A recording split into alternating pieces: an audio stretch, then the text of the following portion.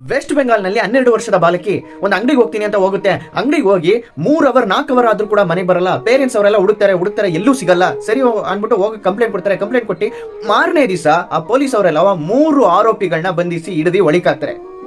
ಆ 12 ವರ್ಷದ ಬಾಲಕಿಯನ್ನ ಏನ್ ಮಾಡ್ತಾರೆ ಗೊತ್ತಾ? 4 ಜನ ಆರೋಪಿಗಳು ಕೇಸಿಗೆ ಕೊಂದು ಒಂದು ಕೊಳಕ್ಕೆ ಬೀಸಾಕ್ಬಿಟ್ಟು 12 ವರ್ಷದ ಬಾಲಕಿಯನ್ನ ಕೊಳಕ್ಕೆ ಬೀಸಾಡ್ಬಿಟ್ಟು ಹೊಂಟೋಗವ್ರೆ. ಸೊ ಅಂದ್ರೆ ಪೊಲೀಸ್ ಕಂಪ್ಲೇಂಟ್ ಆಗುತ್ತೆ. ಆ 3 ಜನ ಆರೋಪಿಗಳನ್ನ 4 ಜನ ಆರೋಪಿಗಳಲ್ಲಿ ಒಬ್ಬ ಆರೋಪಿ ಮಾತ್ರ ಊರಿನ ಜನರ ಅಂದ್ರೆ ಜನಗಳ ಮಧ್ಯೆ ಸಿಗಾಕತಾನೆ ಒಡೆದೇ ಸಾಯಿಸವ್ರೆ. ಒಂದು ಆರೋಪಿನ ಮಾತ್ರ ಒಡೆದ್ ಸಾಯಿಸವ್ರೆ. ಆ ಊರಿನವರು ಏನಂತವ್ರೆ ಗೊತ್ತಾ?